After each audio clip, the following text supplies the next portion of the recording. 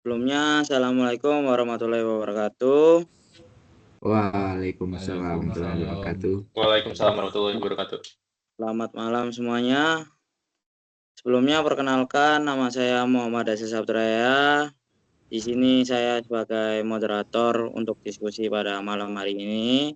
Dan di sini kita akan membedah kasus hack PTNS untuk mahasiswa.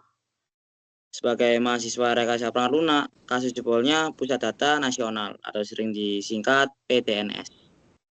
Beberapa waktu lalu, ini dapur kita banget kan?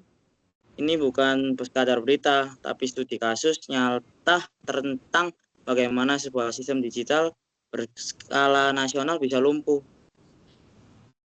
Yuk kita coba bedah bareng-bareng. Bayangkan dari data dari 282 instansi pemerintah tiba-tiba kekunci. Layanan publik dari imigrasi sampai pendaftaran sekolah kacau balau. Peretas minta tebusan 131 miliar rupiah. Tapi yang paling bikin gemas, data dari ratusan instansi itu cuma data dari 44 instansi yang bisa diselamatkan. Kenapa? Karena prosedur backup datanya harus diminta manual lewat tiket, bukan otomatis. Oke, jadi kita udah tahu pembahasan diskusi pada malam hari ini. Yuk kita dengar pendapat masing-masing anggota tentang kegagalan perangkat lunak dalam kasus peretasan Pusat Data Nasional atau sering dibilang PTNS. Untuk Mas Aditya, silakan. Ya, menurut saya, akar permasalahannya itu udah jelas banget. Kayak teknologi yang kita gunakan itu udah terlalu lama atau usang. Kalau sistem itu masih memakai software lama atau update keamanan yang lama, wajar saja itu mudah sangat ditembus. Solusinya itu kayak sederhana saja, perbarui infrastruktur dengan teknologi modern yang mempunyai fitur keamanan bawaan yang lebih baik, sehingga software yang ada dalam software itu menjadi keamanannya tingkat tinggi. Ya, itu aja. Oke, aku mau menambahkan. Aku setuju banget nih sama Mas Aditya. Karena banyak lembaga pemerintah nih memang terjebak di sistem lama dan nggak mau bermigrasi ke sistem yang baru. Tapi kalau misalnya kita tidak berani upgrade, ya risikonya kayak gini. Satu celah kecil bisa menghancurkan seluruh layanan publik. Jadi ini memang soal ketergantungan pada teknologi lama sih, itu menurutku. Eh, Kalau saya jujur aja sih kurang setuju ya dengan pendapat kalian berdua. Dikarenakan fakta serangan ransomware itu lebih seringnya dimulai karena human error. Misalnya ada pegawai yang mengklik email phishing. Jadi masalah utamanya itu bukan karena teknologi, tapi karena kekurangannya kesadaran pengguna atau user dengan keamanan cyber atau cyber security. Oh, itu menurut saya. Nah, untuk aku pribadi, aku setuju sama Ray. Kenapa? Kalau dilihat dari banyak kasus nyata, contohnya aja kayak serangan besar kolonial pipeline. Sumber masalah yang besar biasanya bukan dari bug atau sistem yang jelek, tapi dari kesalahan manusia sendiri.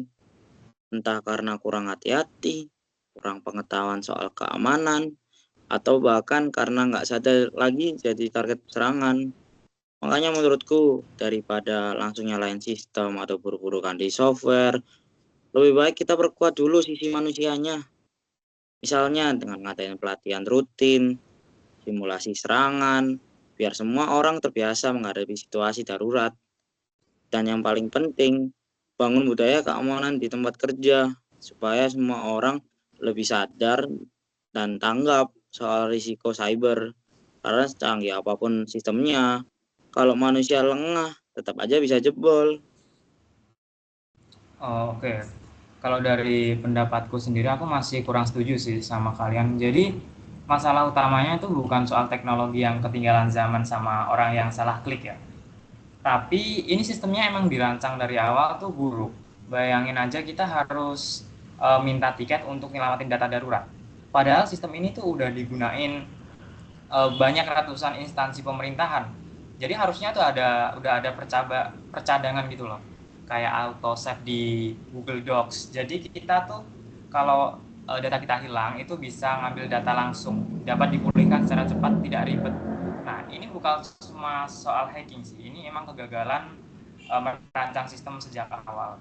Hal ini tuh juga sesuai dengan jurnal yang saya baca, IEEE, yaitu dia mengatakan sistem kritis itu dibangun dengan dapat memulihkan diri secara otomatis dan ketahanan terhadap kegagalan. Seperti itu sih mungkin pendapat saya. Nah, ya setelah saya mendengar pendapat-pendapat dari teman saya ini, saya tuh bisa membuat kesimpulan bersama, yaitu kasus dari PDNS ini mengingatkan kita bahwa bertanggung jawab keamanan dan kendala sistem digital itu harus secara terdistribusi, bukan milik suatu perusahaan atau organisasi. Semisalnya seperti Kominfo harus memastikan kebijakan dan spesifikasinya teknisnya aman, terverifikasi dengan kuat. Ya, seperti BSNN wajib mengatakan standar keamanan. PT Telkom harus mengusulkan praktik terbaik meski tidak diminta, dan instalasi penggunaan itu perlu lebih proaktif dan memahami resiko data mereka, bahkan keamanan mereka yang rentan akan software atau ransomware. Itu aja. Oke, baik. Dari semuanya sudah berpendapat semua. Apakah ada pertanyaan sebelum kita tutup diskusi pada malam hari ini? Oke, kalau gitu saya tutup sebagai moderator. Terima kasih semuanya. Wassalamualaikum warahmatullahi wabarakatuh. Waalaikumsalam. Waalaikumsalam warahmatullahi wabarakatuh.